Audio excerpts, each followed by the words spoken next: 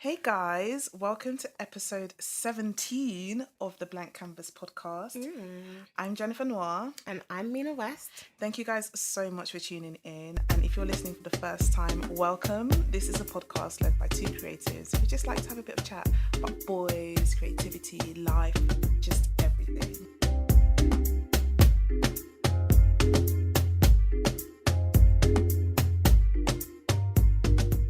So we usually like to start with a bit of an icebreaker game just to get the juices flowing.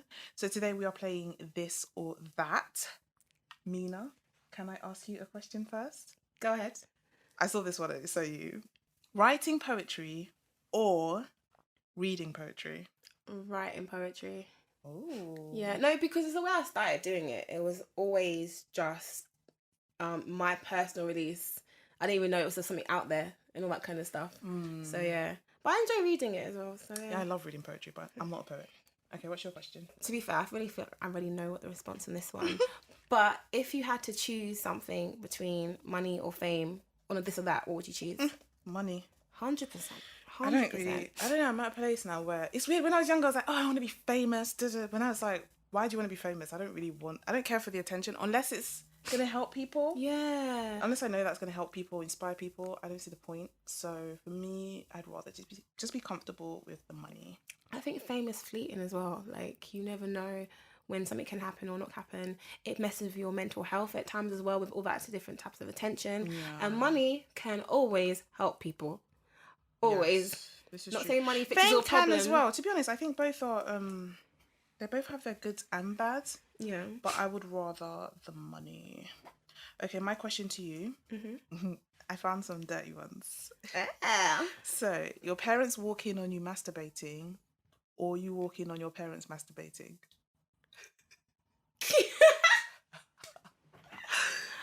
For some reason. Oh my god, this is so wrong!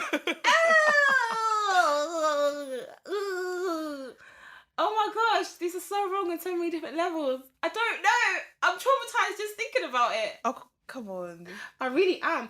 A part of me would rather me walk into someone because I feel like it's shame on them, not shame on me. So it's like, oh my god, I saw that, but it's shame on you. That's so funny. Nothing to be shameful for. Like, everyone do what you want. No, but you mean like the embarrassment. But like, it'll be like, huh, that's what you did. I saw that, I ran out of the room. Versus if you came in on me, I'd be like, oh my gosh, like... If I walked in on my mum masturbating, that will scar me for the rest of my life. I would rather she walked in on me. I will never be able to get that picture out of my head. You know what? Yeah, I'm looking. Okay, I will be scarred. My house is quite small, innit? And, like, I know I'm on dates and stuff like that, so I feel like I already know stuff I don't want to know. Goodness, do you think our parents... Oh, I know, Mum. I'm shut up. Shut up. What? Well, you can scratch that out, sorry. What, should I take it out? I don't want to take it out. You don't take it out, but I'm going to be quiet now, innit? Go and be quiet. Anyways, like, you know, my mother's a beautiful woman. She dates. Wow. She has her own Get life. It, auntie. Get it. So, you know. Okay, what's yours? Are you a morning or an evening person? I'm definitely an evening person. And I really battle with this because it's that whole early bird catches the worm thing. And I know for a fact, if you wake up early, you really do achieve more. But naturally, I'm so nocturnal. I can stay up night and do loads of things and then go to bed. But that's good. I know that's not how it should be for what I'm doing. So yeah, evening. You? I'm a morning when it's past 7 a.m. type thing. If I have to wake up anything past 7 a.m, it's really painful.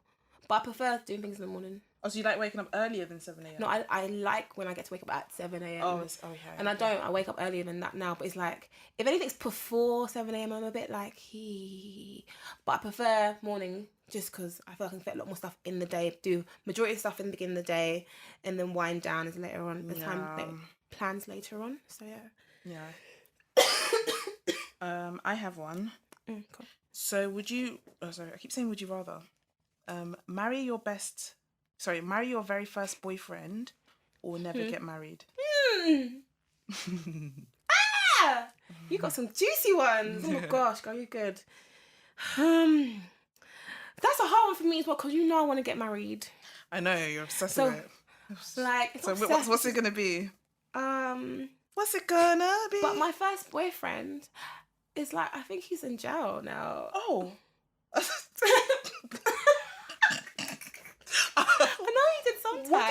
you? I don't know. It was a little scallywag, innit? I don't know. I'm talking about when I was 12. Okay. So then what was it going to be? Sadly, I'd rather not ever get married again because the worst thing is being linked to somebody for life that is wrong for you. As much as I don't want to be single, This is true. it will be worse for me to be linked with someone who is just wrong for me. My very first boyfriend, I don't even know. I know he's in Harvard right now, so I don't know what he's doing. He's in Harvard. Girl, you date correctly. How's He's Harvard? doing things. He's doing things. How's your man in Harvard and my man's probably in jail? I don't know. I guess no, he was a really cool guy actually, but I don't know why did we break up? I think because we were young, but if we were compatible now, like if he's still a cool guy, then yeah, I'd marry him, and if he's the one for me, of course. Oh, that's so good. Oh yeah, no. I don't know. I don't know where he is. No, that's fair. That's understandable. Right, so let's move on to the exhibit where we like to shout out really cool artists that have like tickled our minds. So funnily enough, this week mine is a poet. Oh yeah, okay. Get a poet. It's a really cool lady that goes by the name of Bridget DeVoe. Have you heard of her? Yeah. So I find that with most poets, they're very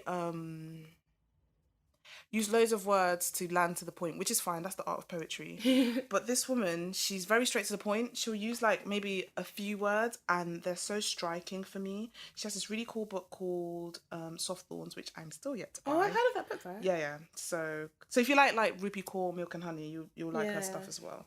So a few things that I've liked that she said. One goes, he picked my petals thinking I was a wallflower, not knowing I'm a rose with thorns. Yeah, I've seen that. Another one, we'll break our own hearts so that someone else can't. And another one, the bravest thing you can do is be unafraid to feel. She's just really talented and her words are they just strike your core. So yeah, that's my exhibit. I think I need to get that in my collection in this process I'm going through right now. My exhibit is actually a young jazz band called Ezra Collective. I've been to one of their shows before and it's interesting because you'll be thinking like, it's jazz music and that stuff, but they're so engaging and it's like that perfect music to vibe to, rock out to, also like chill with.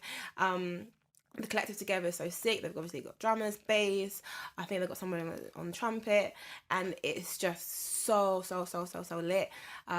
Really inspired by them as well. I look at their movements. I think they're in a niche genre of new age jazz. There isn't a lot of like bands out there kind of owning that space like they are doing that space, owning that space, and so they're creating more opportunities for other bands to kind of move in that area. And I find it quite interesting because poetry is something completely very different, but I still think poetry is still quite a new space in the area it's trying to grow into.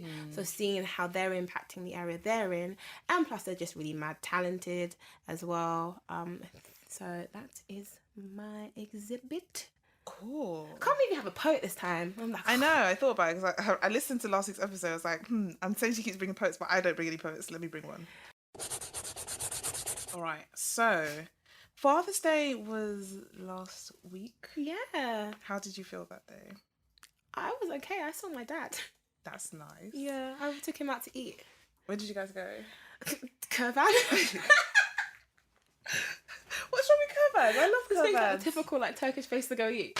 Your Mother's Day and Father's Day, they're like packed out. They're packed out. Okay. How did you feel?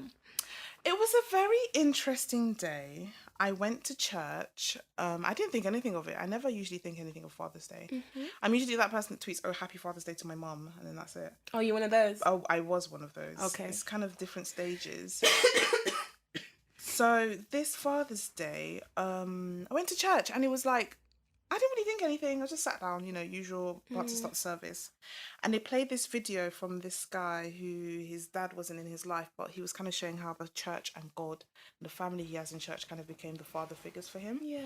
And I could really like relate to him a bit because my dad and my mom separated and my dad isn't really in my life. To be very honest with you, I'm estranged from my dad right now. We haven't spoken in, I would say, it's been... Sorry, say that again. I do apologise. I'm a bit ill. It's fine. Don't worry. You haven't spoken in how long? I haven't spoken to him in about, I would say, maybe 3 years. I'm not sure. Wow. It feels like it's been years now, probably. But yeah, so it was a bit of a weird day. And I don't know, as much as Father's Day is a great day, you have to celebrate the dads that are there. But I feel like sometimes we forget about the people who don't have a dad and who find that day very hard. And the pastor was talking about, he was saying how Father's Day is always a tricky one. Mother's Day is always like a happy day, but Father's Day, half the church are happy and half of them are running out crying. And he was like, and he said something that really got me. He was like, it shows how important a father's role is in their child's life. 100%. So yeah, just wanted to talk about Father's Day a little bit because I know that not everybody had a good Father's Day. I completely, like, when I saw, obviously Father's Day was happening years ago. I don't want to talk about my relationship with my dad too tough, but it hasn't always been a healthy relationship. Somebody I've wanted around in my life, and I think it's taken growth and me also growing up, and also my dad getting a bit old and not even realizing things going on.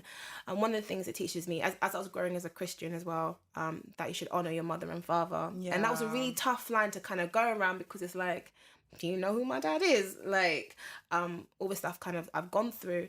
But as I started to bed into that, my relationship with my dad also changed, and I just wanted to hold on to him more. And then what really hit me was, I've had a couple of friends who've got married, and one of my friends, quite a few of my friends, the classic dad walking down the aisle situation.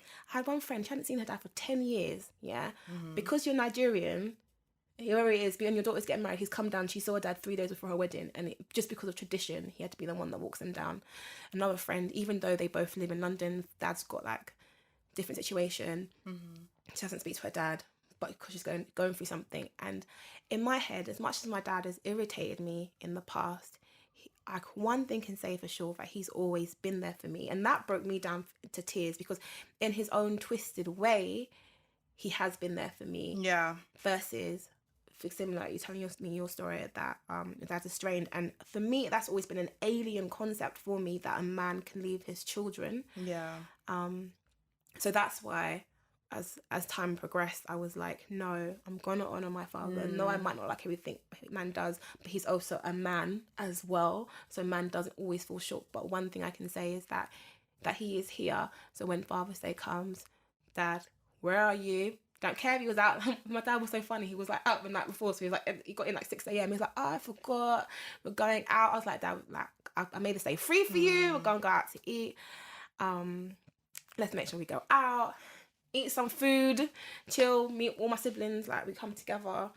But I completely understand that it's hard times, and similar at my church as well. We were looking at all the different father figures and the different types of fathers, young fathers, old fathers, people who haven't been able to have children, men who haven't been able to have children, so they're father figures to lots of other people who've adopted, and it makes me sad that there are people who don't have that father figure in their life, because, how can I put it, your relationship you have with your mum and your dad then also can then trickle on to like other relationships you have. Yeah, so I kind of listened to this podcast by there's this really, because right now I can't afford a therapist, so there's this really cool podcast. If anyone's looking for one, her name is Celeste the Therapist, and she's on Apple Podcasts. And I listened to her, and she talks a lot about relationships with parents and stuff. And I've kind of battled with my relationship with my parents, not just my dad as well. Obviously, my dad was never really there during my upbringing, so I'm not as bothered as that. But also, I mean, if I'm being honest, I don't have a good relationship with my mum either. And the biggest thing for me is I can't put myself in anything that I feel is toxic. Yeah. Just because of the walk that I've already had so far in life and how fragile I think I am mentally. Oh, it's going to get me emotional. Aww. Okay, we're here with each other, don't worry. But I can't put myself in a bad space anymore. So when you say honor your mother and father, it's true, you should, but sometimes it's not healthy to be in that space. It's not good for you, or you're not safe. It might not even be physically safe, but you're not mentally safe in that space. So Father's Day always makes me feel a bit sad. Wow, like, I can't believe I'm crying. honestly, like, one thing, no, we kind of say like our podcast is like a bit of our online therapy, or like opportunity for us to speak and reflect. So No, it's feel okay. free. Plus, we can edit it however we want to edit it. Yeah, let me try and take this bit out. It's so annoying. And But yeah. I think one of the, I don't know, I don't want to be talking for the sake of talking, so if I am, apologies, you can tell me to shut up, innit? That you're able to see that and reflect on it, because then you can identify, this is how I'm feeling, what I can do to tackle it. Yeah, and that that podcast was one particular episode she did that was really empowering for me, because I've always felt kind of like I should really make more effort with my parents, but it's just every time I try, it's always hard. Yeah. And she kind of made me realize that it's not even just her, it's also like a conversation I had with my mentor once. It's like, your parents can only define you if you allow them to define you. Yeah. As much as you love them and care about them, there are people who are not in a position where they have good parents. There are people who, not me, but like, whose parents have tried to kill them, for example. There are people who are just in extreme situations. And sometimes seeing the love from other people all around, you think, oh, I really want this. Should I go back and keep taking this stuff that I'm taking that I don't like?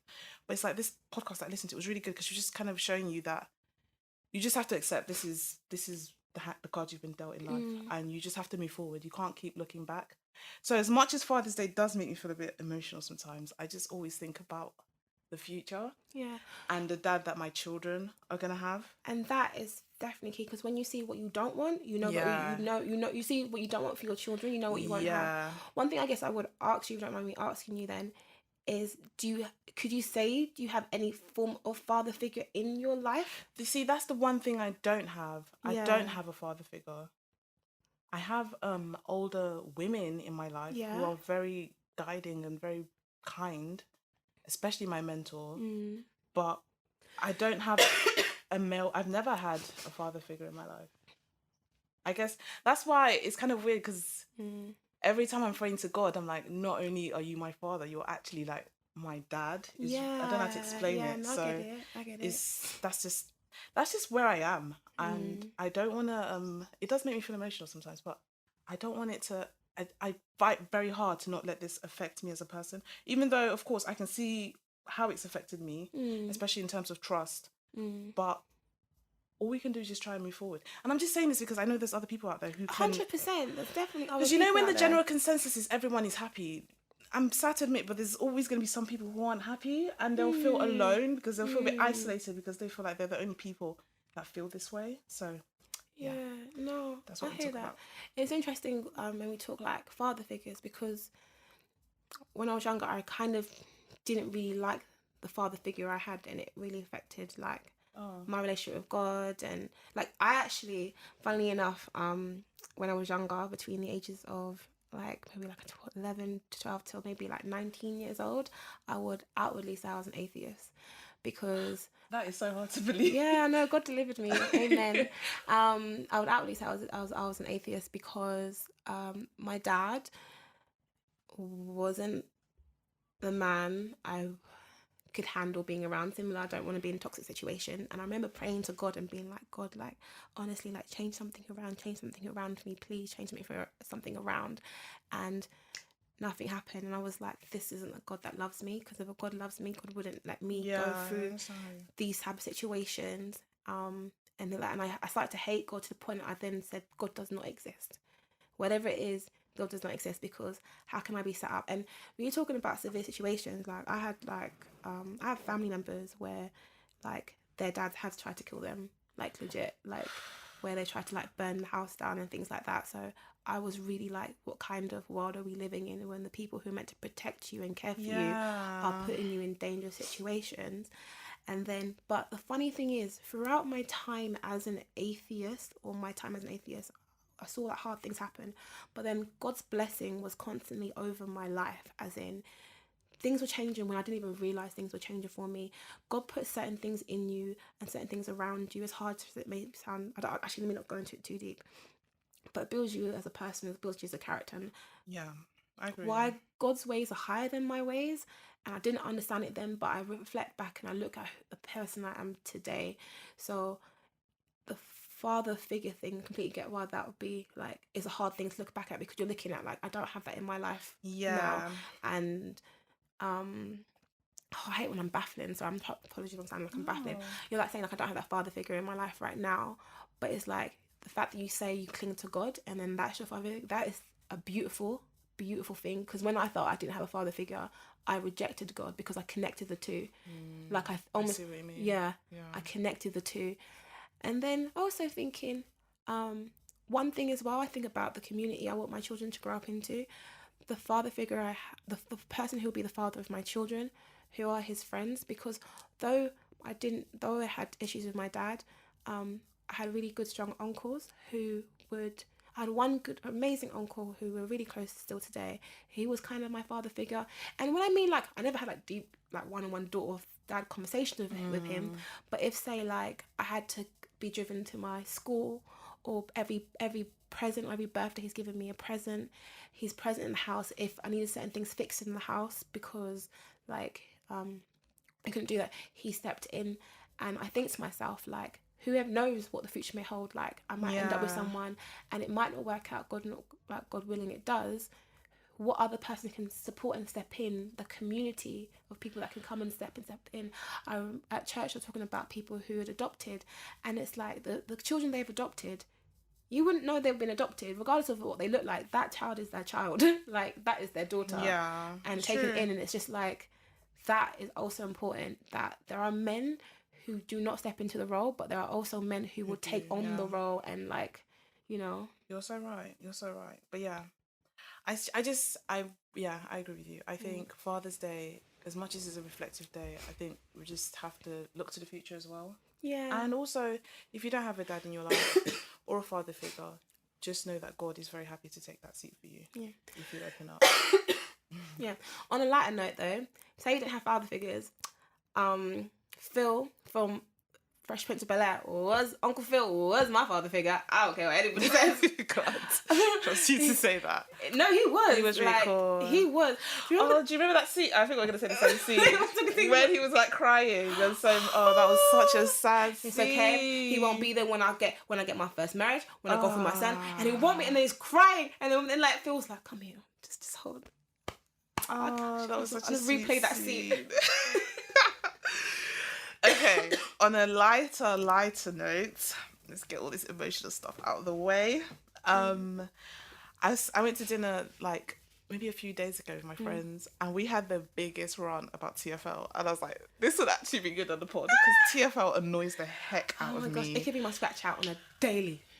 I wanted to talk about it on Scratch Out, but there's just so much to say. I thought we might as well talk about it earlier. Okay.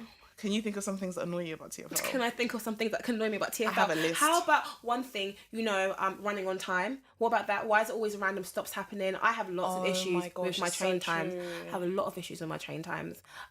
You get the rail, don't you? I get the national rail. They don't want to come regular, they just want to cancel. They're so useless. And they'll cancel if someone's like late for their shift or something instead of putting someone else on. Exactly. Like, do you not have people on standby? Like, what the hell? Oh, I'm not going to lie. Another thing, actually, I feel bad because I feel that all workers should get right pay, but all the strikes they be having. Listen, serious. Can we strike? Seriously. My friend, works for TFL. He was telling me, I get paid so and so much money. Like, he gets paid a lot. But I'm like, why do you keep striking? Oh, we should get more. Some train drivers on like 40 something K or something. Yeah. By the way, they don't even drive. It's automatic, most of it. They just need to make sure like they turn it, switch on and off. Are you saying they just push buttons? What is this? Sorry, TFL drivers, come for me, innit? Go on a strike again. Go on a strike again. And then, sorry, I'm ranting. I've started. No, let's go. But my annoyance is actually quite a lot around the people and the experience. I hate when the train is at the stop, he's opened the doors, we're all trying to get on, and people getting on slowly. Please mind the doors. I don't hesitate to push you, as I'm getting on the train. Like, why are you walking on so slowly? It's like, do you not have face to be? I hate it though when I'm trying to get off and then people are just coming straight on. I'm like, do you not see me here? No, it's true actually. Like, can I please? Or the side of the train where it has the smaller door. Yeah. And then there's always someone who decides to like stand and block the way. Oh yeah. I'm like, what's wrong with you? Or don't get me started. When there's a long pole we're supposed to hold our hands on, someone decides to lean on it. Oh, I do. I make people feel mad awkward. So I just start putting my fingers there to be like. I had my hands on it once and someone was trying to lean on it. I was kicking his back, get off me. Oh yeah, just like a little poke, ready. Like ready. Poke. But I think that's one of the things about TFL that hates me. Like, I get on my nerves the most is people. So I have the very classic one of, can you move down, please? But the thing is, yeah. Move to where? I do it though. No. Because on a national rail train, my end area, the train comes every 30 minutes. I'm getting on that train. So when you get somebody going, there's no more space. Don't care, bitch. You're gonna move. No, I understand that one. And I'm the type of person as well, yeah. I'm quite cutesy with it. Like, there'll be no space. I'll go, I'm really sorry, guys, but I'm just gonna barge you all. And I just barge people in. That's one of my annoying things. But if people listen to me, I'd be annoyed too. But it's just because that train, it's that particular train. I get that train. It's like 30 minutes, right? Every 30 minutes. No, I understand. It's a bit of a peak situation. But on the tube, though? But on the tube, don't bring that attitude. People do bring that. They're like, oh, move down the train. And you're like, first of all, where should I move down to? Secondly, can you just wait for the next one in 2 minutes, please? What the hell? You know one thing that confuses me, though, with some people? It's actually not when the train's packed, but when people, like, the train's doors are open, they don't want to go into that carriage, so they're walking down, but the train's about to move, so they start running down, but they won't walk into a carriage. I'm like, just step into a carriage. I actually laugh at them when the door closes in their face. I'm like, you were too greedy. Why didn't you just get on? Just get in the carriage. Like, what are you doing? Like, doing the most. I think you want to get to a certain spot, but you getting on this train, at least you're moving. I find those people irritating. I'm like, I don't know what you're doing. Also, people who decide to speak on a loudspeaker on the train or or play overground music on or the play loudspeaker. music, I'm just like, who brought you up? Oh my gosh, one time, yeah. I don't know why I had the guts to do this, but it was really early in the morning, and these annoying little bratty kid girls, I don't know, in my head I was like, why are you guys even up? Playing music loud and all that. And I think a lot of, they were black as well, so like so annoying other people could tell they're either intimidated by them or just annoyed by them. So I kind of just went up to the girls. I was like, I'm going to be real with you. You guys are kind of like a little bit embarrassing. Do you mind like turning your music off? It's a bit disruptive to the rest. And they went to me, who's it disruptive to? Who's it disruptive to? No, we're fine, we can play music, innit? I was like, okay, I'm just politely trying to tell you, everyone's giving you rude eyes, and yeah, don't be the person that speaks to them. Let me tell you something funny that happened. At least it didn't come for me afterwards. They're like, I was like, I'm just going to just leave a minute. Listen, so I was on the train. I've said this story so many times. We're on the train. There's this woman sitting down. It's the overground. Precisely going from Haringey and Highbury and Islington, to... Where are we going? Towards Stratford. Yeah. Train's going. It's one of those summer days. It's really hot. We're all packed on the train. There's no air conditioning. We're just all already grumpy. Yeah. There's this woman throughout the whole train ride. This is like at least 3-4 stops. Can somebody take me to the hospital? Help! Oh no! Help! No, I don't know what's wrong with her. Somebody take me to the hospital. We're all ignoring her because clearly she's not being serious. Like the way she's acting. Oh. It's not something to take Okay. serious. She kept going, help, like literally like this, help. You're looking at her like, for some reason, this African auntie decides to speak to her. And I was thinking, why are you speaking to her? She goes, what's wrong? Do you know what the woman goes? Fuck off! We were laughing for the whole journey. It was so funny. There's another thing that annoys me, but I feel guilty that this annoys me because I'm in a blessed situation in life, and so and I've worked, like I've done a couple of okay, I mean, I'm not going to try and make myself sound like I'm a nice person. Just give it. But beggars really irritate me. I'm a bad person. I have no comments. These are not the views of Jennifer Noir. No. The thing is, like, sometimes in my heart, but there's been a period of time where there's literally been regular every single train. And then it was like, there was one, I can smell piss on him, like smell it. I can literally smell it. But I feel like he looked like he was high as well. Like he looked like he was on something. And I want to just lay hands and pray on him, but at the same time it's like it was in every single train. And then you get different types. You get the ones who kind of like, I don't know why my music's on, but I just been listening. You get different ones to be like, hi guys, I'm homeless, and let you know my situation. Why you probably I'm not asking for anything, just some money so I can kind of afford to live in being a homeless, like I afford to go to a shelter tonight. And those ones, like, I feel it. Then other ones, I've had ones who are kind of like rude, like, the one guy who was he was like rude and disgusting looking at the same time. I didn't understand why you want to mix yourself like that. No, oh my gosh, God, please don't judge me in it. Why don't you say how you really feel? No, because this guy was like never getting money, so he just barged through everybody, and I was I was like, oh, don't touch me. I don't know. Do you know what? When it comes to giving, the only thing is, if I can see somebody has a drug issue, I'm not comfortable giving them money. Yeah, same. Because I feel like it's going to be wasted. So I go with my spirit if it tells me. Sometimes I get the feeling that this person needs the money, so I will give them money if I have. Yeah. Unfortunately, I'm someone that doesn't really carry cash around anyway. I prefer card. True. But if I do have cash on me, I'm definitely going to give if my heart tells me that you need the money. But I don't know, you're right though. Sometimes some people, the way they do it is a bit interesting. Like I haven't seen this in a while, but you know the people who come and they give you a note and I don't know if they're selling tissues. Oh yeah, I know them ones. This is all these They'll different put ways. tissues on each like chair. Yeah. And then see. I bought one though. Couldn't really need a tissue one time, so I was like, "Oh, this is actually a blessing." I was like, "Here, have this." But yeah, and then saying that as well, not beggars, but musicians who come on. Oh, and it's just my like, God, dude, can I? Because you only come on when you are lucky enough to not be on a rush hour train, anyways. And it's like, I just want to like listen to my podcast on the train in peace, and then you're playing this triangle thing or crap loudly. It shouldn't be allowed. It's noise pollution. No, that's something I really don't like, especially when so I go swimming around Tottenham Court Road, and whenever I'm going back, I have my headphones on. I haven't been in a while. I have my headphones on, and there's a specific spot where there's always a musician polluting the air with their music, and my headphones are really good quality noise cancelling, and I can still hear your music. It's really annoying. But yeah, I can totally agree with that. Also, what about... We can go in. Like, literally, TFL. we can be here for ages. What about the people that get on the train... not on the train, on the bus, tap their Oyster card, there's no money. And they keep tapping, thinking money will magically appear on the Oyster card. What about those people? They are the worst. I feel bad. I'm not on the bus that much. I don't really know that. I get bus once in a while now, and they keep tapping it, keep tapping it. I would just be the person be like, I can't be bothered anymore, just use my card. But then that's what you would think. But they're there for 5 minutes. It's like, money's not going to appear. Go away. I just walk around them. To be fair, I'm not on the bus. No, they're holding up the bus. That's the issue. Oh, especially if I'm going to the station to get on my train and I'm running late now, and this person's still tapping their empty Oyster card. Oh, that's annoying. So annoying. You know another thing that gets my nerves? I feel bad again because I'm not in the situation. Here we go. We all know what rush hour looks like on the train, right? Yeah. So why are you coming with your buggy? Oh my days! I always think this. I'm just trying to understand like, why. But at the same time, I'm not in a situation that might be the only way you can get your kid to work before school. So again, I'm in a blessed situation in life, and I do not know that well. Fair enough. So I do feel, but at the same time, I'm like, you know what rush hour looks like. You know? And there's this big buggy, and we're all around it. Yeah, I remember even like when I was with my then boss ages ago, and she's pregnant, and she was like, no, I know we're just going from one sort of like bank to another one, St. Paul's. I'm not getting on the train. I'm just gonna get a cab.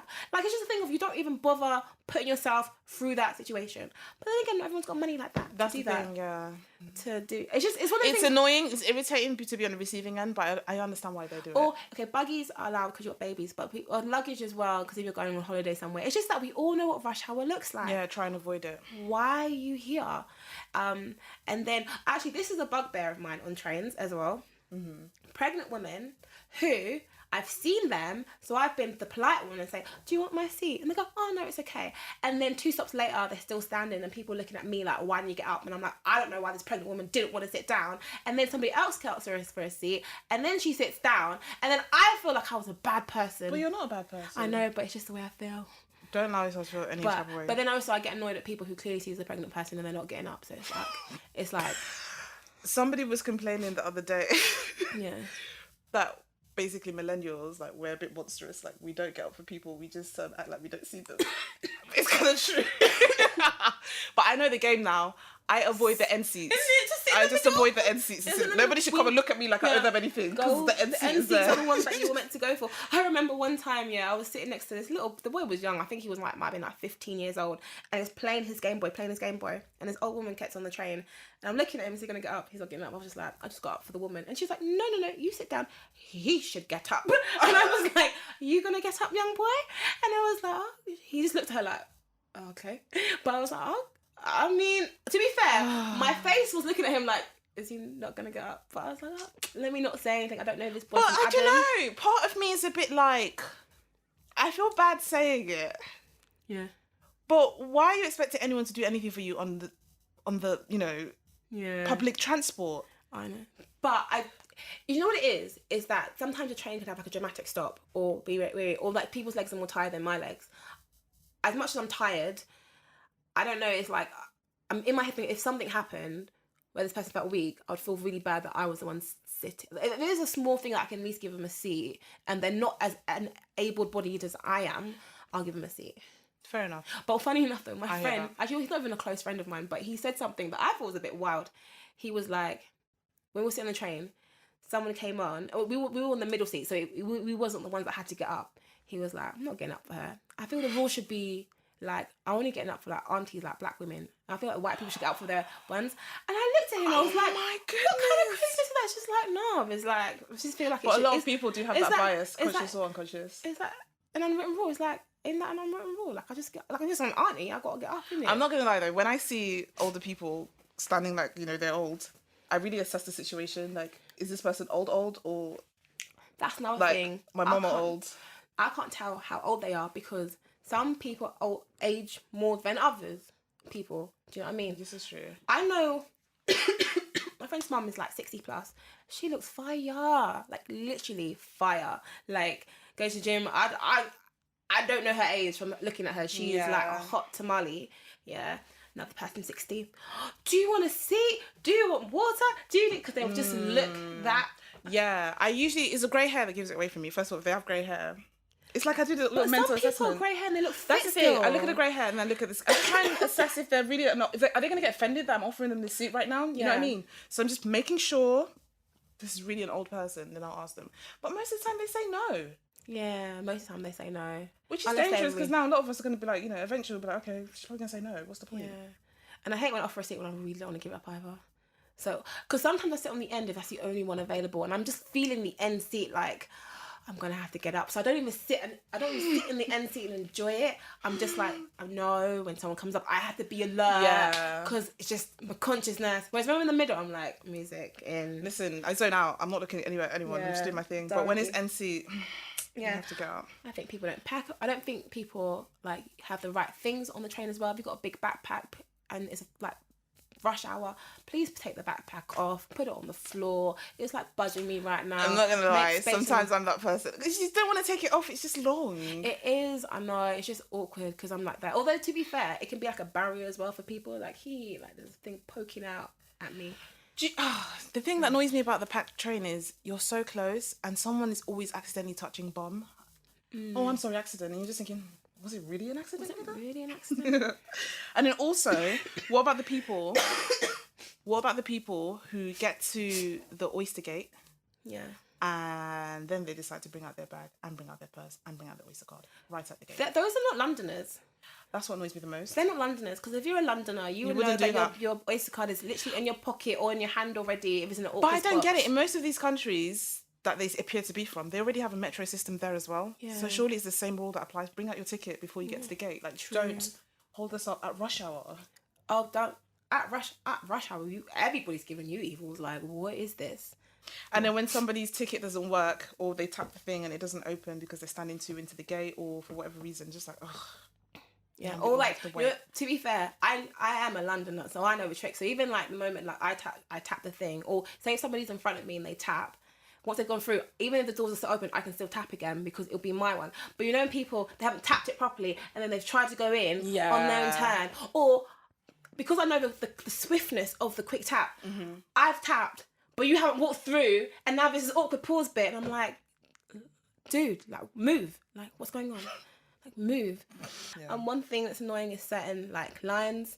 I don't know how anyone survives the central line. I don't know. Especially in the summer. I don't know. Oh my goodness. Oh, it's like so... 3 showers a day during the summer. Whenever I touch a train, I'm it's, pretty sure they put heating on that line. I feel like they do. That line is the worst. I feel like they just have no regard for people on the trains. I wanted to say one as well. Oh, so we had. I also don't like drunk people on the train. Do you know what? I can handle them at night, but I can't handle them during the day. It's really annoying, especially rush hour. It's like- So many times we've had to pull the passenger alarm because of not we, but I've seen people pull it because of a drunk person acting up. There was this woman. Can they not wait till next stop? Because Paul and Wait, Michelle listen. someone else too. Wait, listen. Wait till next stop and then kick them off. There was this woman. She was like passed out, and they were tapping her like, excuse me. She wasn't listening. They were touching for her heartbeat. They thought she was dead. What? So this was on the Victoria line. Yeah. So they pulled the passenger alarm. The train stopped now. We're at Euston. train's not moving for a good 5 minutes. Still pushing her like, excuse me, what's wrong? Everyone's gathered like, oh my gosh, what's going on? Can you imagine like loads of people around this woman? I'm just watching from afar like the the person I am. And then she wakes up really quickly like like that. Grabs her bag and runs off the train. And so she was basically drunk. Oh my God. So she wasn't even dead after all of that. I don't understand drunk people who are on the trains by themselves. Does nobody love you? No, I don't understand it. Do you know, I feel like they get drunk and I feel like they drink too much and they don't realise how drunk they're about to get. No, but you should have friends around you who can stop you, because people tell me they were so drunk, they ended up, like, they missed their train stop and they ended up in another place. I'm just like, I don't understand, because don't you have people who love you, who, I cannot be drunk and go home by myself. But that's the thing, if you're all drunk, what happens? Because you're not drinking by yourself. Hey, I don't know about that lifestyle, boy. I mean, I'm not like I don't drink. I actually have the fullest hangover, like, this morning. I know what you mean. But at the same time, I have people around me who love me and who will make sure I get home. It's okay. I really like your screen cover. Oh, thank you. It's very pretty. Yeah. Can we think of anything else that we hate about TFL? Have we got it all out of our system? It'll never be out of my system. I'll have to get on it again. Ugh. But yeah. I mean, I'm happy they're all doing like works and stuff on it, but it's just there's always issues on the trains I'm on. Yeah. But also I never understand why people run so fast for the tube that comes every minute. Really I'll never run for a tube. I see people do it all the time and you see all these casualties at the door. Like, and it's so embarrassing. We've watched you be squished by this door now. You decide to still come on the train. It's awkward. Like, I'm too chicken. You know when people go like, the door's about to close. Yeah. Who went, I'm so chicken that I'll be at the door and I'll be like, the door's about to close. The door's fully open. I'm like, Can I rethink if I'm going to actually get on this train? I leave it. I'm just like... Especially once it's making... At the end of the day, it makes a noise. I'm like, I've missed it. That's your cue to not do I've missed it. I've missed it, so I can't do this right now. But people are brave. Or people go and they hold the door. I'm like, how? They're just holding it, like Hulk. There was this guy, he jumped on while the door was closing and he put both hands on the door and slammed it open again. I was like, what's wrong with this guy? It's just weird behaviour. But anyway, yeah, that's good old TFL. Good old TFL. But still, we do have a good transport system compared to other countries. So I'm excited for the Lizzie line. Complain. Yeah, when's that opening? I saw... I thought it was going to be this year, but it might be 2020. I thought it was this year, I don't know why. It's the purple line, isn't it? Yeah. I think, I met a girl actually that's an engineer working on it, interestingly Exciting. enough. Yeah. I don't remember when she said it's launching though. Exciting. That'll be interesting. Where's it going from? It's like, I don't know. I know it goes through like East? Central East? Lizzie line? Probably to like somewhere where people are buying houses. I just got really excited like when the Jubilee line opened, so I was like, oh, it's going to be pretty. When was that? I feel like we were 10 or 12 or 15. Wow. It was in our lifetime.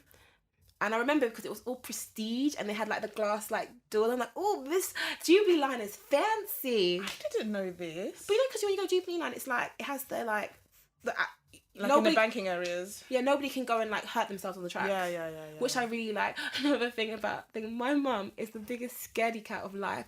So whenever she's on the underground with me, because she works with like mental health people, she's like, don't stand, not even by the yellow, not even by the platform, just stand in the corridor bit, then wait for the train to come. My mum drives to it though, so she doesn't understand, like, oh, she's so sweet. Yellow line is calm. But imagine, do you know when sometimes when you're on the platform and you're standing on the yellow bit, and you're at the tip and it's like a really packed platform, do you ever get scared that someone's gonna push you? I don't stand by the tip, only because my mum has put the fear of God, like fear of life in me, and because that I've seen too many casualties. And I've seen too many like the crazy stories of someone who just pushes somebody or something like that. So, I mean, don't get me wrong, Central line, I have to risk it for a biscuit because you're never going to get on the train. Mm-hmm. But most lines, it can be packed. From where I get on, it's all right. I'll get on. It'll be packed, but I'll get on. That bit actually scares me sometimes. But okay, that's good old TFL. All right, so we just wanted to do a quick one on money management. As much as this is a fun podcast where we kind of discuss life and stuff, I feel like we should always have that element of sharing and teaching people what we've learned. So for me, money management is not just about, I feel like everyone just sees it as saving money, basically, and not spending. But for me lately, as I've evolved and gotten older, I see it as an opportunity to make your money work for you. Go as girl! Well. So I'm only starting out learning about this, to be honest. I'm not yet there, but I have like a 5-year, 10-year plan in my head of how I want to make my money work for me. So the biggest part for me with money management, which I have to be honest, I'm not the best at, is budgeting. I think it's important to have your budget in your mind way before like the money comes in. Like, you know what you're going to do with it. This goes here, pay my bills, all this stuff. That's like the first thing I do. And then this year I decided to set up a high interest savings account. Ooh. Where you have a set amount you have to put in every month. And the best thing about it is you can't access the money. That's why it's high interest. Okay. You can't take anything out of that account for 12 months. So I really advise that if anyone's interested, just check out with your local bank. Every bank should do this. Good. And just see what you can, get out of it. And they pay you the interest at the end. Which would be like hundreds or even thousands if you're really saving a lot of money. Tell me about it. I might be interested. Because obviously I'm trying to purchase a house and there's money I should not be touching. It's in a very standard savings account, which I do know could work harder. So if you definitely, I mean, I'll check with your bank. I'll check with my bank, but I think there are things I could possibly do to make my money work much harder. Money management. Where do I start? You know what? Yeah, my mom forces it down me even if I don't want to. My mom always knows how to cut corners and stuff like that. To the point where I'm just like, can we just buy the proper thing and all that kind of stuff? But she's always kind of had that element of her. My mum's also huge on investment, so she made me invest into property a couple of years ago, which now today I'm so thankful for because it's grown in equity and it's decent amount, and it's what my old teacher used to like to call a wash its face, as long as you've got tenants in, it's paying for itself practically. Yeah. But then it's also growing in there.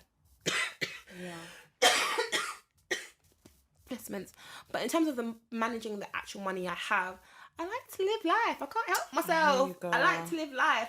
And it's so frustrating when mom tells me, when I was your age, I was on this amount of salary and I would do this, pay for this.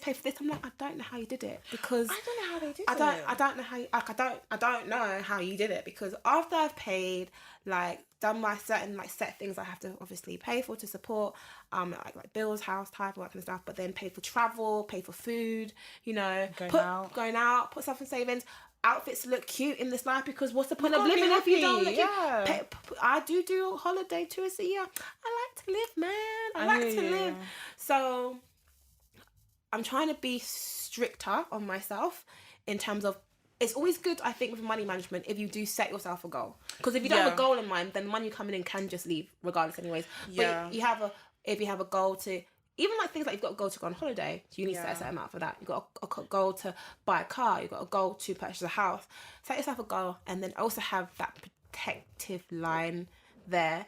One thing I'm not good on is knowing where to put that money. You talk about high interest. I'm like, that's actually quite good because I'm in a standard savings account that isn't doing anything for me. Okay. So I should probably review. And then there are so many with money management, but there's so many ways to make multiple streams of income. Yes. One thing I flop on is all these dumb small dresses I keep buying from Misguided and Boohoo and all that kind of stuff. I wear once. Honestly, once on Instagram. Do you know I wear it once. Why am I not reselling it? Why? No, do you know what I've heard? Why? I feel really shocked hearing this because somebody did this with me as well with Blanc. They bought a dress and sent it back. But a lot of girls are doing that. They'll buy it, wear it out, and then send it back.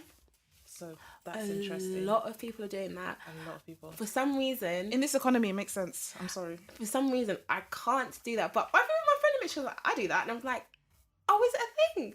I know. I didn't know it was a thing. I didn't know that. And I was just like... But we've worn it out, and I've got pictures in it. Trust me, I put it on the gram. But as long as it doesn't smell, technically. But then I cut the label off. But this is the thing, because I was talking to a friend about it, and she kind of made a point. You're wearing it for a night out. You're gonna wear it for about 4-5 hours max, and come back. And you're not gonna wear, especially if you put it on the gram. You're not likely to wear it again for a while. Yeah. So you might as well just send it back and get your £40 or whatever it is you spent on it back. And it makes sense to me. What have you cut the label off? They tuck the label in. So I have seen girls where the label is actually poking out, so you can tell that she plans to. That's what I'm afraid of. I'm afraid of that as well. But yeah, I've never done it before. But I think I'm a bit tempted. Not gonna lie. But yeah, I've never done it before. I mean, I recently do have a plethora of dresses where I'm like.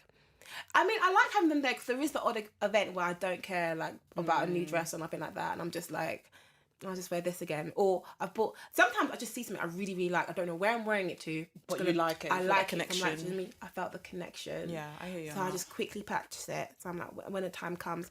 I have repeated dresses. Because... but yeah. But yeah, look at multiple streams of income. But manage your budget, have a goal. Also, I think we should talk about debt. Yeah. It's such a taboo topic. Yeah. I don't know why everyone's so afraid to talk about it. So I racked up quite a bit of debt in my 20s and I'm paying that off now and I'm nearly finished paying it off. Woohoo! But it kind of teaches you to... it's really important to make sure you try and establish some discipline with your money. And I think a big part of it is, it's weird because I was talking to my friends about this, but student loans is really, it can be a bit toxic. Yeah. If you get into the habit of constantly spending on student loans, you'll come out with that high. I don't have to explain it because when graduate job salary hits you, it's a bit, at the beginning, it's a bit, you know, I mean, some people get really good jobs, but some people get, you know, like, you know, lower. Yeah. I came out, as a graduate, I came out on the very lower end of salary. And I can't believe when I think about it, I can't believe how far God has gotten me. I'm not saying it's like massively huge, but it's just thinking about that. As well, like I know a lot of graduates still looking for jobs at this very moment in time. The first job is all about the experience. Land that experience, get that strong experience. Like, don't cry too much about the salary. The next job, rack it up, but get that like experience. This is true. But it's harder though when you see all your friends making more. No, because I felt that at that time as well. I know. But so the point I was trying to make was a danger point about getting so used to the loan coming, is it like 2-3k every 3 months and spending it all. If you get into that habit of constantly spending it and not thinking about how to manage money, that attitude actually follows you. Yeah. Did you have a job at uni? I had a job at uni. I was working everything. I was making a lot of money and I was spending all that money. So that attitude can follow you. It depends on the type of person you are. But I'm someone that likes things. I like nice things. That's who I am. Good as well, so that attitude followed me and I just got into this habit of credit card and just not really understanding the concept of money. And it's wild because it's so easy to spend money that's not yours. But when it comes to paying it back, oh my gosh, it hurts. It hurts. So I'm just saying, like, if there's any students listening, like, just think about how you manage your money and get into the habit of discipline. Discipline is the most important thing when it comes to money management. Once you learn how to discipline yourself, and we're all learning, like, there's no one who's going to get up and be like, oh, I'm perfect with money. If you're perfect with money, you're probably boring. But it's like, everyone's learning. Or a billionaire, fair enough, yeah. You living, girl. No, actually, you're right. I take that back. If you're perfect with money, great. But a lot of us are learning. It's a journey. Have to give it to my toe, you know? Yeah. To be fair, what's interesting as well, sorry to bring it back onto relationships, but my mum and dad did divorce, and one of the things was around money. And so the people who actually don't know how, men who cannot have good money management, it scares me so much. Mum was even to a point where she's just like, maybe you're being a bit too harsh on people, like you give them a chance. But if you are crap with money, it's a red flag. The ultimate turn off for me where I don't know you anymore. I just don't know you. I remember dating a guy that, the way he was with money was just shocking. And Mum would say stuff like to me like, yo, you can teach him. No, I can't teach a grown man how to be with his money. And I think maybe that might be a negative thing on me, because maybe I should learn how to. No, you're allowed to have your non-negotiables. It scares me so much because, like you said, people are afraid to talk about debt. But it's real. But it's real. And when it happens, whoever I end up with, I'm going to take on their debt as well, technically, because we're helping and we're supporting each other. That's the thing. And when we're not being able to build it with each other because you're really in such a big hole, like, it scares me, man. It scares me. So from a money management perspective for me, I've always said have your safety saving belt. Yes. So you don't have to go into debt too much. 100%. Student loan is just a myth. I don't know when that's ever going to get paid off. I don't care about that anymore. I don't even notice it. I don't even notice it. It's what it is. It's taxing it. I don't know. But yeah, and then as from a biblical perspective, like, I feel that tithing, isn't it? Yeah, like tithing is definitely a big thing for me, like just standard for me. But then once you set, like, you realize money actually isn't, how can I put it without sounding a bit it's not yours. It's not yours, and you should actually steward it appropriately and properly. So it's a thing of where, like I say, money can be there to help other people. Money can be there to be a support system. Yes, live your life, because I will enjoy mine. And maybe I'm not the best advocate of how you should spend your money, but I feel like God should definitely help set the ways. If you're constantly there spending, buying whatever nice things, it starts to question, like, where your priorities personally are. Yes. Like, I feel when you get older, your priority should kind of be like building for yourself, maybe buying a house, or even rent a house, or building a home. How are you going to do that if you're not spending appropriately? And then with that attitude as well, it might trickle into other areas of your life. So yeah, but then also I think with money, I feel like there's this standard way that's put before us. Okay, go to uni, graduate, get married, start a family, buy a house, and that's it. true. And But not I'm all all of about us. the next generation, though. Yeah, fair enough. But not all of us. First of all, number one, not all of us want that pathway, and number two, not all of us will follow that pathway. So I feel like, especially when it comes to buying a house, I think buying a house is a great thing. It's weird because if you asked me this 2 years ago, I was like, I don't give a toss about all this buying a house crap. But now I think it's a really good way to make money, and I've thought of a way that I want to do it where my money will keep coming in. Yeah. I'm not telling no one my plan until it comes through, but Got you, girl. I feel I'm not telling no one, but I feel like I don't think you should always feel like you have to buy a property, because people are always banging on about property, and I think property is great. It's a good thing. It's it's brick. Like, there's nothing more certain than that. But there are other ways to invest. You could start a side hustle. You can really invest in your dream. You can invest in something that you know will return. There's so many other ways money can return to you. I'm so happy you said that, actually, because that's something that I've forgotten on my mind. I think I just said property because it's a substantial thing. It's brick and mortar, so you think that way. Yeah. But it's also the mindset of, like, if you believe in this dream or passion and stuff like that, then please do invest in that, because it should return.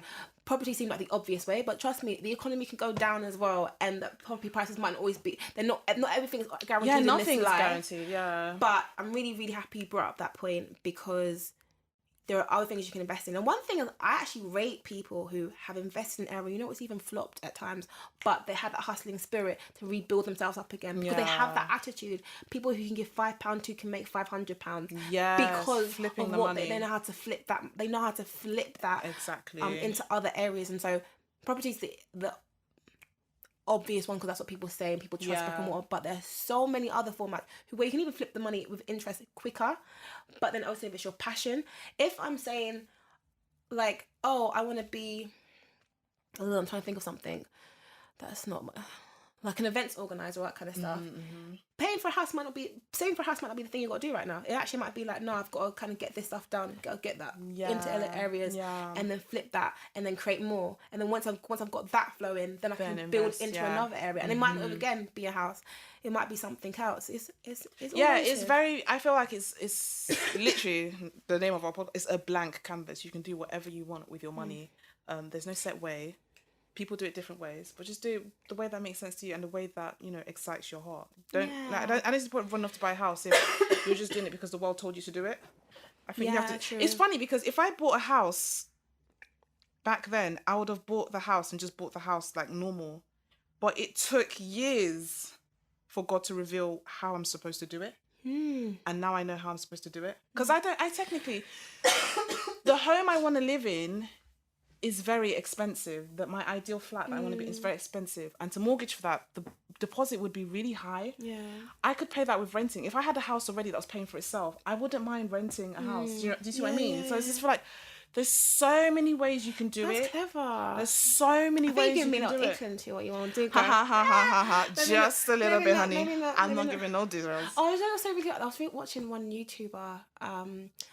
She's another kind of beauty blogger and YouTuber, but she doesn't look at it that way. She's beautiful, but she just focuses on how she got her house, like early. I think she got her house when she was 21, 22. Wow. And then she's all about interior design and decor. Yes. So like she like does a spin of like a house and what it looks like. And I'm like, this is actually fun to watch. Like her house looks so beautiful. I know. And there's no, because she's beautiful as well. It's just like, she's got it together. She doesn't do your typical like my makeup routine. Yeah. But she could possibly do them. She's like, this is how I got into this property this time. Then she goes, this is how I'm going to decorate my living room. So she took the people through the tour of how she decorated it, and if she has something updated of new designs she wants to do in her house.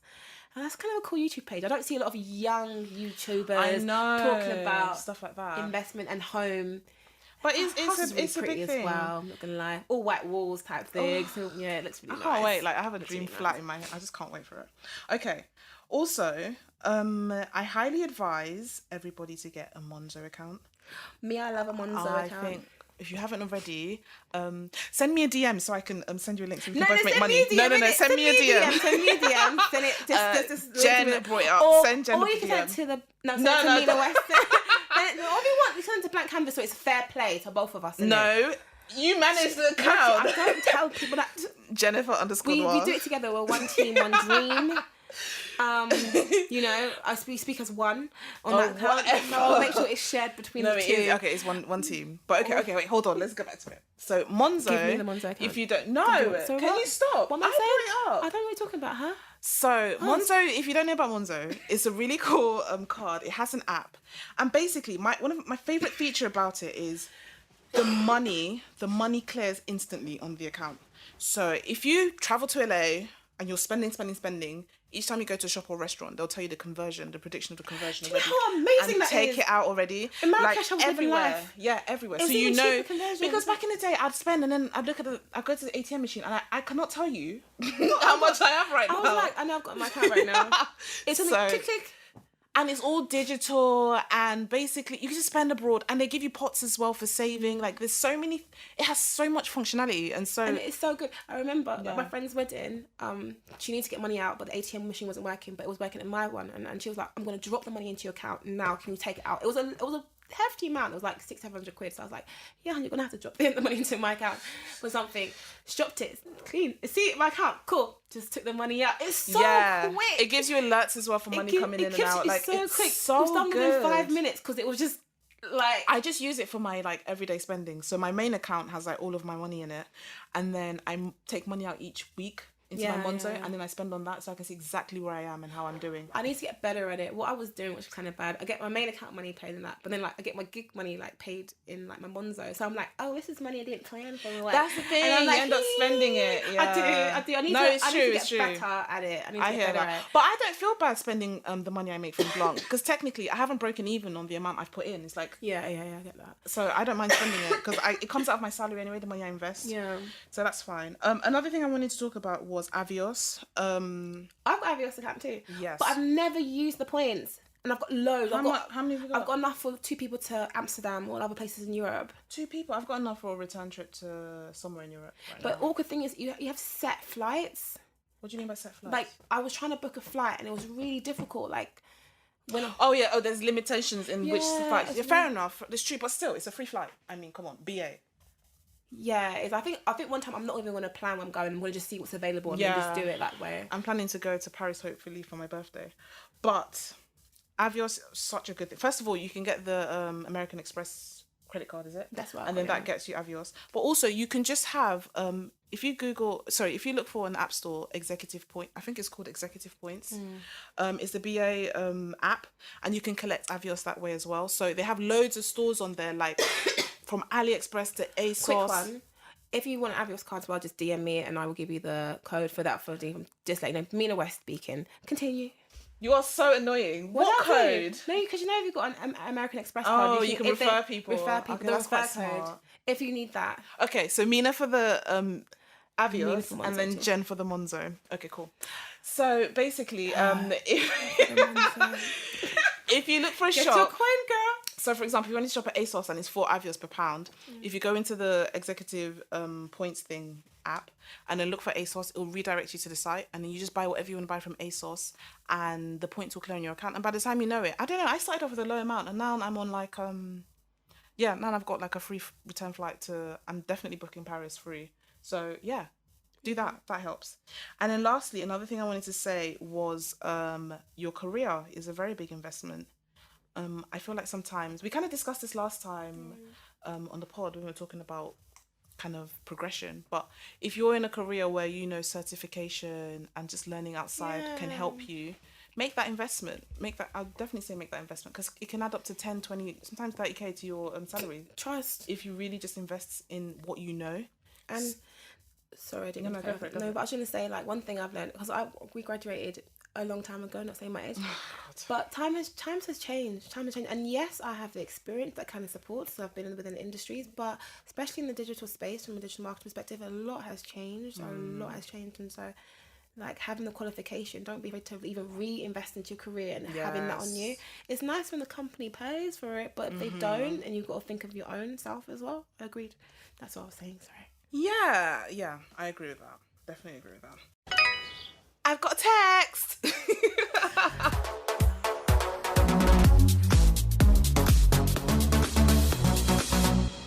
Good old Love Island. Where did we I start? can't believe how much has happened since the last podisode. Like, what the hell? So much has happened. First of all, Sharif left.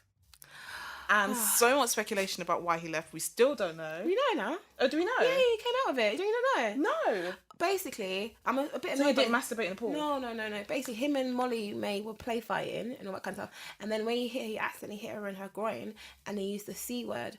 And then he didn't even realise. And so, like, when they were, when he was sleeping, the producers pulled him up and they were like to him, we don't think that wording was appropriate, all that kind of stuff. And then they had a mutual agreement. The backlash is now when he's come out that he's even said, like, he felt like it might have been racial profiling or sex Gender discrimination. Because last year's season, Ellie fully used the word on Georgina. What's her name? Georgia. On Georgia, she used the C word on her, and she had no other implication.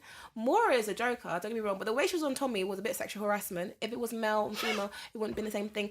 Molly and Sharif are actually friends. It was play fighting. It was all play and fight with Tommy. It's just because he used what they call like vulgar language, and they had him out straight away. So why didn't they give him a warning? Personally, that's why it's like he feels like they could have been racially like profiling. My sister was like to me, he gonna sue. One of the nice things is that like he's not doing any of the obvious ITV press, because I'm telling you, I know Love Island at the back of my hand. As soon as they come out, they do the press tour of Love Island. They'll go on the on the official podcast. They'll go on to Good Morning. They'll go into all this kind of stuff. They'll just hit all the ITV spots. Yeah. But he is doing some press stuff. He's been on BBC Radio with somebody. Oh, so he's not doing the actual official ITV press tour? No, he's not. Do you know what though? They may have gotten him. They may have gotten him with a contract, because it depends on what's in their contract at the end of the day. He hit them with he did a piece to the Sun paper or something like that, like video piece. He's like, I feel like this could have affected my mental health. The way I was like, my sister was like, he is looking to sue. He's kind of calmed down though, because I'm seeing on things like him on like Heat World and stuff like that. He's about a bit more. But yeah, no. That's so interesting. Wow. And also, I just want to now officially on the pod take back something I said last week. I'm really liking Amber and Michael. They are a really nice couple. Michael is gorgeous. Did you see that scene when he was in the shower? I know. And then I'm just like, I do like sitting in the shower. His body is so nice. I'm just saying, when Amber and Michael win, oh gosh, it's going to be... It's too early to say that. I know. But it's okay. We can continue and find out later if you want to. I'm going to play this back, you know. No, play it back. Cool. I know they're going to win. All right. I know they're going to win. Say to that. Hopefully they win, but you just never know how the dynamics may change over the next 5 weeks. I know. Also, so Moira. Yeah, Moira. I really like her. I really like her. She's going to get her own TV show when she comes out. She is really going to get a lot of money out of this. Yeah, she's literally interesting. And it's so funny as well. I'm such a saddo. Like, I don't know what it is. It's the one thing I get obsessed with. It's Love Island. I was looking at one of Josh last year's interviews. Oh yeah. Because he does a lot of things around sports, so he's met Moira a lot of times because obviously she's a ring girl, and he literally went, that is her exact personality. She's not playing up. That's amazing. Is how, and you can see it. That's how she is. She don't care. Say whatever she wants to say. She's out there.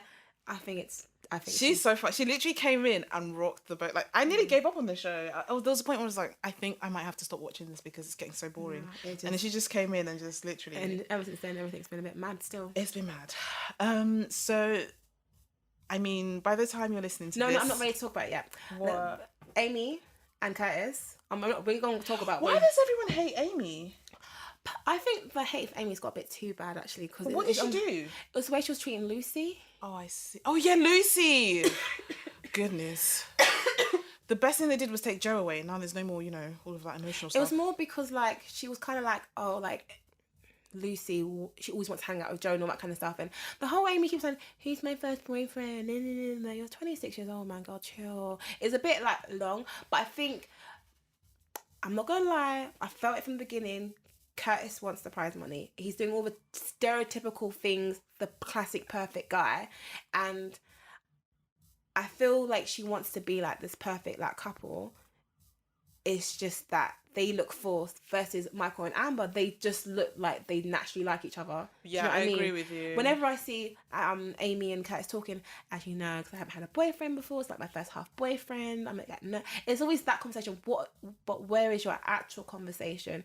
And I've only showed small clippets throughout the whole That's the day, thing. so I'm not saying I know everything. It's just this whole like, he just seems too perfect, and then You obviously do have a point with that. yeah. And then one of the things I probably feel for Amy is she's kind of like probably like your typical girl. There's an obvious girl clique between Anna, Amber, and Yewande.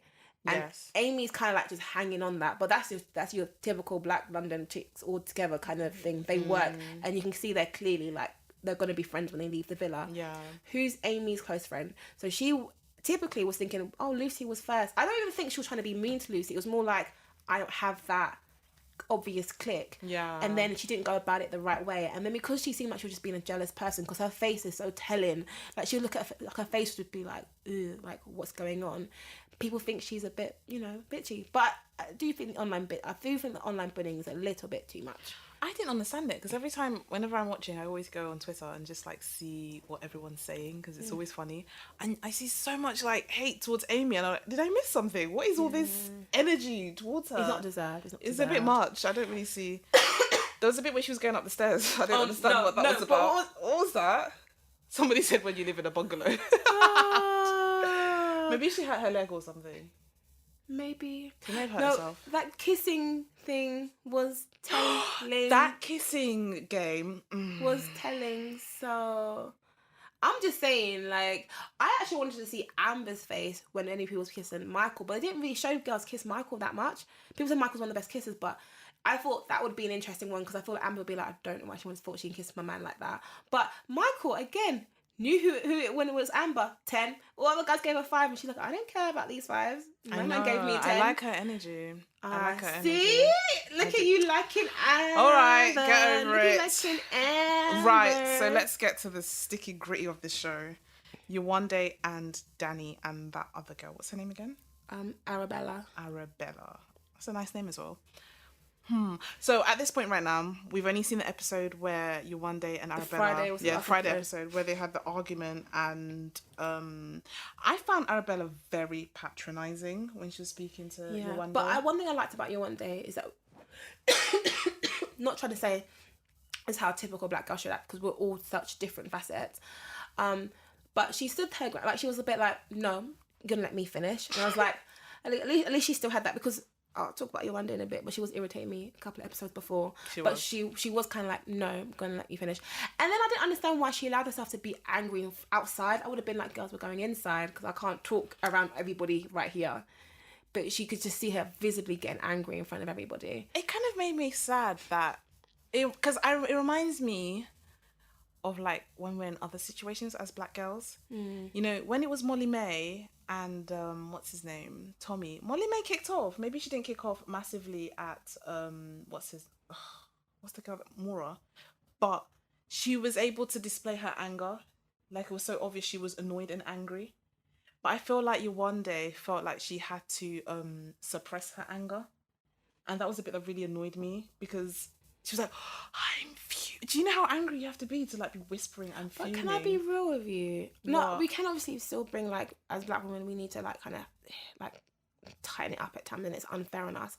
I still don't like the way Yewande played anything. I'm not gonna lie. I don't like the way she played anything. I remember scenes back in like last season, and when like you had like Laura, when Wes was like ending things with her, and Laura had this straight. I think it also might be an age thing. Yeah, Laura's way older, isn't she? She was 29, but and Arabella's also 29 as well. So it might be an age thing. So it's not even a race thing.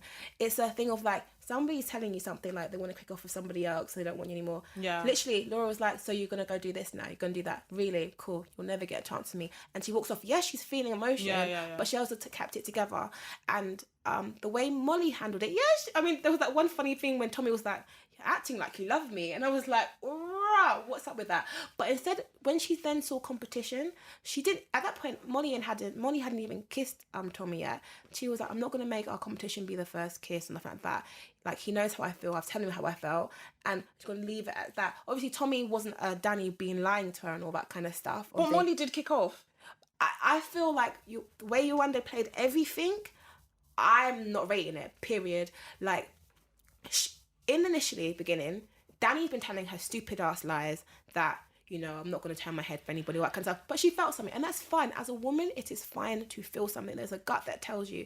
But she decided to completely close herself off from him. Because she knew he was lying. There was one scene, yeah, they both sleep in the same bed. She's gone and jumped on the bed of Amber and Michael, and then she sits in bed and she's like slept on the other side of him. It's okay to also say, you know what, I don't feel like I trust you. I'm not open to give you that. Said you're just completely ghosting him and all that kind of stuff. And then annoyingly, Danny, that idiotic boy Danny, can then use it as a tool against Yewande to be like, she hasn't given up a chance, she hasn't opened up to me. But in all honesty, you haven't, Yewande. Then all of a sudden, Arabella comes in. I'm not sure I believe this editing but anymore. Because let me tell you, that day when Danny was on the bed with Yewande telling her that he really likes her, that if another girl comes in, that he wouldn't turn and blah blah blah. Do you remember that angry Yoruba look she was giving him? Like, look at this, look at this thing right here. That's how she was looking at him, and I was thinking, why is she giving him this energy? What don't we know? What don't we know? And I feel like this last episode showed that there is a lot we were not aware of. Like, she knew this guy was bullshit from the beginning. Because look how quick his head spun. Okay, fair enough. He gets to use this as his little loophole. She's not giving me enough attention, so now he can play on this and literally run wild with it. But we can see the cracks. Like, there's something, she saw something before we did, clearly. You know what? I get your point with the editing seems odd. But then the way, from the story I'm looking at it looks like she decided to not give him any attention. Even people are saying, like, her friend Anna, tell her she's close with Anna, and it's like, obviously, you're not really giving him a chance, not being affectionate. Don't act up too much. She saw a threat. Instead of being calm, threats, you're in Love Island, bombshells are going to come in. It's the game you're about to play. Instead of being calm and understanding how this game works, because also, bombshells are going to come in for you too, and you're going to be able to act the same way. She straight away was like, she was like, how am I going to start kissing him now? I'm going to start doing this. And it's like, girl, I felt it was like too little too late. Now, he's still a bit of a demon, yeah? Because all he talks to Rebel about is Yewande, which isn't right. It isn't right. You should have some form of loyalties. But it was like, Yewande, you just turned a full 180. And the annoying thing is, I had this whole line of like, you know, the Tyra Banks thing, I was rooting for you. We were all rooting for you, like, moment. Like, I know. I was getting irritated. And I was so excited when they kissed, but I still felt like it was a bit like, what game are you playing? Because Yewande, you can feel Dan don't like you. But do you even like him? But I don't even know. Do you even like him? That's the fun of this game. This happens every season. Literally, this whole storyline, a person comes in and just rocks a relationship. It happens it's a cycle of this show. So the way she played it wasn't smart. I'm not gonna lie. You know, in the beginning, people were like, we want to see more of you one day. We want to see more of you one day. Yeah. This past week has been difficult. I'm not even gonna lie. When she sat on him like a toilet seat, I was like... Yeah, that was... But I don't think she's handling it that badly. I don't think she's that bad. I feel like she's not... She's not affectionate. She's not an affectionate person, like she says. And it's not... And the thing is, in the outside world, this would be fine. I bet she is, though, you know, oddly. I think if the right guy comes along... I think if the right guy, she'll do the right thing. She was like, I'm ready to kiss him and all that kind of stuff. It's just... But I feel like sometimes some people don't know. It's the whole self-awareness thing as well. Some people don't know themselves, and sometimes it takes something like this for them to realise, woo, I am actually more insecure. I feel like we watched her realising she's actually quite an insecure person. Like, she doesn't feel valid for that situation. Do you know one thing I find a bit weird though? What? And I love Love Island because you're going to put a series of different people in, all that kind of stuff. I don't know why I should just assume this, and it's wrong to assume because you want different characters in that show. Yeah. But we're on the 5th season right now, right? Yeah. You know how Love Island goes. How are you going to feel insecure and go into that place? I'm just saying. I shouldn't assume because she's also young. Still, she's 23. Yeah. And it's an opportunity of a lifetime. Your world can be transformed. But it's like, me personally, I know my type, a guy that I like. Yeah. If I'm going to Love Island and the guy's not turning up, I'll still have fun in Love Island, but I'll just be like, this guy, I don't like him. I loved Amber's, and this is why I like Amber so much. Yeah, even the fact that she's joined up with that first guy, and then she's like, yeah, he's the right one. Then later on, she's like, no, 28. When boys are trying to pick her second, she's like, I'm no one second best.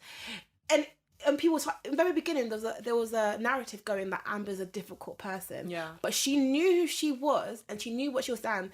Michael was like, there's something about this girl I like. and was able to go, I want to give this girl the right attention, and her to find the match.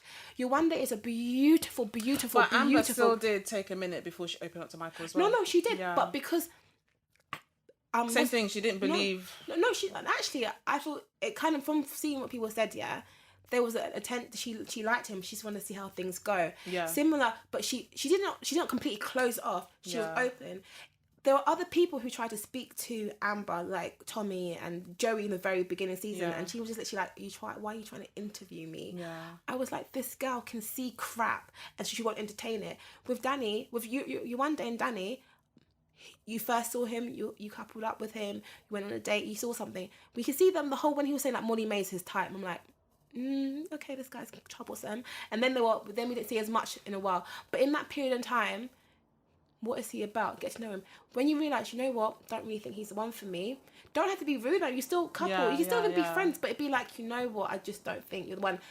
You're in the villa, you're going to leave with maybe 1 million followers, and you're going to change your life. Yeah. Enjoy the process. I don't understand. That's the thing. You don't know this when you go into Love Island. They say I that. don't understand. When you get in there, even Alex has a beautiful girlfriend now from last year. The guy who never got a single girl. I know, but that's the thing. It's a different experience for everyone, and everyone has had different walks in lives, and will come there as different people. It's great if you know yourself, but I understand where she's coming from. She's quite young as well. How old is she? Like 21, 22? She's 23. Okay, 23. But even at 23 is not overly young, but still, I feel like she didn't know that this is something. I feel like she's always been insecure anyway, because just at the beginning she was very hesitant to say the people she liked, so that was kind of like for me it was a sign that she might be a bit insecure. But there's a lot of insecure people in there, and the funny thing is everyone's time will come in that house where their insecurity will be questioned, and we'll see. It's just that Yewande is one of the first few people we get to see this with. Every single person will get their turn. Cringy. Like, I just want Yewande to, like, my sister's literally saying to me like, I don't want to watch it till Yewande's out. Like, it's too difficult to watch her go through this. That's a bit dramatic. No, but it's too difficult to watch her go through this. It was too, like, I'm telling you, that day when she was being so difficult with him, she was like, he should have come and talked to me after the day. I'm like, I thought that all along, but the minute she had that conversation with Arabella, and Danny, instead of talking to Yewande, he goes to sit in the corner with Arabella and Kiki Kaka. That was it. That was it. That made sense to me. It was like, okay, this woman was onto something. She knew something about this guy, because just look at how he's going on. Yeah. So we've both seen the first look. Yeah, the episode that's going to be the Sunday night episode. It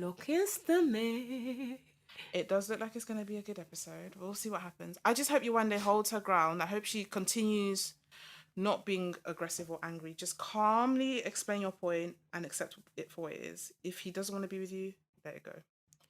Yeah, I don't think they're not going to end up together. There's going to be tears though. I saw Danny crying in outside. Really? Yeah, in the What's First Look. I didn't see that bit. He's crying. Yeah, he's sleeping outside in the bed by himself and he's crying because you've got, like, Michael saying to him, "You've been a prick." He was a prick. No, the way he handled this was really wrong. You should be straight up from the beginning. You didn't really make it clear to Yewande that you want to crack on. Tommy made it clear. He was like, "I want to see my options," but you didn't make it clear. You're making her feel like, okay, we're together. It's me and you. No, she's not a threat. And then here you are all day sitting with her by the pool and stuff. I told you, I'm a jealous lover. I would feel some kind of way if my man is sitting with someone in the court. Oh my gosh.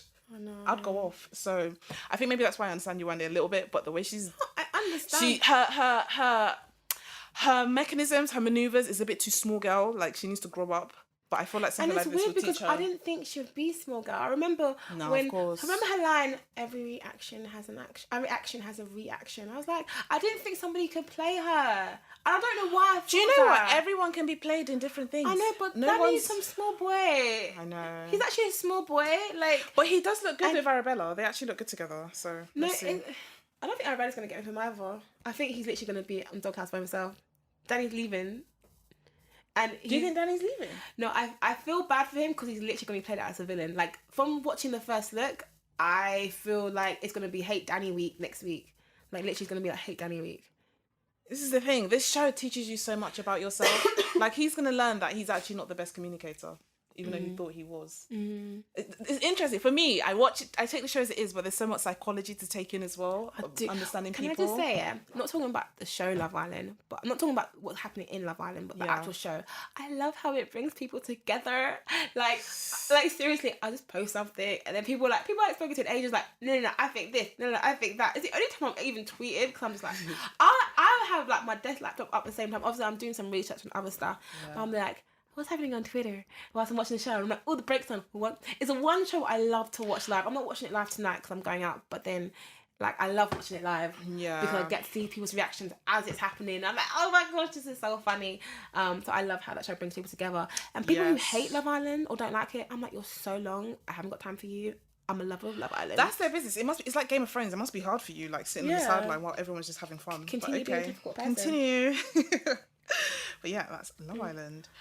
Did you still want to talk about KSI and Deji? Did you hear about them, by the way?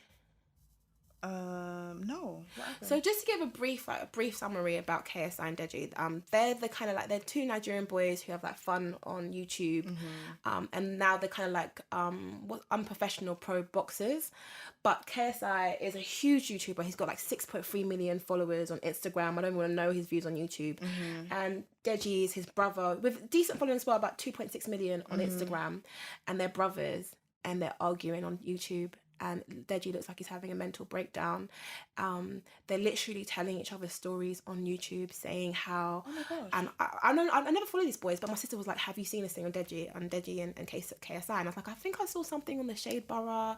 And they're the black YouTubers that tapped the white world, if that makes sense. They was the ones that kind of did the pranks on their parents and like, I remember. and then stuff like that.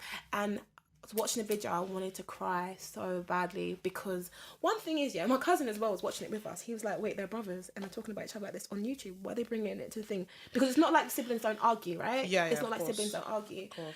But what's happened is Deji had one girl in his video. KSI slept with her. That's not even why they're arguing. Most of their slapstick comedy, I don't watch their stuff because it's not my type of stuff. They like to beat each other up or play fight. But, people watch it. They got over 1 million views on these type of videos they're playing. Deji's trying to share the story of how it became violent and blah, blah, blah, blah, blah. And how my brother does this, my brother doesn't care about me. And our mums used to like manage us, but now he went away. And one of KSI did there are YouTubers that do diss tracks on each other, by the way. I don't know this white world of YouTube, but it's crazy. And how he did a diss track, and then it had me in it, and I'm rapping another rap. And then there's a scene, I'll show you after the pod. Deji is screaming, saying, I can't take it anymore, but it's killing me, my brother. And I'm just like, wow, he looks like he's having a mental breakdown. And then somebody, like my sister was kind of giving me like a bit of the lowdown. Apparently, I could be wrong, so I might be wrong, someone correct me. I think Deji might have been the one that started YouTube, like gaming, but KSI is the one that's really blown. I mean, Deji still has about 2 million followers on Instagram. To me, that's a lot. Like, ain't nothing for me to like slate on, but KSI is the more famous one. So is it linked to like jealousy, like all this stuff? Please watch the video. It's too long, but just clips of it. But I was crying. Oh, that's sad. Because there's something about when I see siblings not talking, for me, breaks me down because I know, like you said, it's not good for you to be in toxic situations and all that stuff. They're airing each other's business out as well. That's wrong. Like how you're dirty in the house and this why I had to kick you out and all this type of stuff. And I'm like, only your siblings sometimes know what happened with you in that household. Nobody else knows. Like, nobody else knows me the way my brother and my sister knows me. I'm not going to say like my brother and my sister are my best friend, although my sister is my best friend. But it's like, it just broke my heart so much. Like, literally, watching it broke my heart. I was like, wow. Because you got videos of them being brothers and now they're... And I think what hurt me the most is that siblings go through crap. It happens. But you're inviting millions of people to now comment on your sibling, like your sibling. But it's a difficult one because if their life is already on that platform. But they do slapstick comedy type thing. Like my sister was even mentioning to me, like KSI is a comedian and he has a persona. He's never this serious, and it's like serious. Like they've both done videos, and KSI, Deji's one looks like mental health issues. Like he's gonna like do something to himself. It's that hard to watch. I hope their parents are involved and hopefully mediating. Yeah. Oh, yeah. Just search Deji and KSI and you'll see what I'm talking about. I'll look it up. Yeah. All right, so let's move on to Scratch Out. This is the bit where we kind of, even though we had our TFL rod, just get out all the things that make us feel like so like grr. So this week I am a bit done with men commenting on BBLs. Okay. I find it weird because these guys have so many opinions, but if you see who they're following, if you see what they're liking, if you see who they're DMing, it's the BBL girls. So it's a bit, I don't know. I feel like you just stop. Like, if you really are against BBLs, like, don't be like, promoting it in the background secretly. Like, They know what do it with they your like. chest. They know what they want. Yeah, exactly. They're literally all over these girls, and then they like slate them in public. Personally, like, why do you think with your mouth you can speak? Like, No, seriously. this is the thing. You can have an opinion. You can think, okay, BBLs are bad or this or that. But I'm just getting tired of, like, every time I'm hearing boys say so many things. Like, even you can be on the shade room even and see, I don't know, one of the girls with a BBL body running off or something. And they'll be like, oh, another plastic body. Da, da, da, da, da.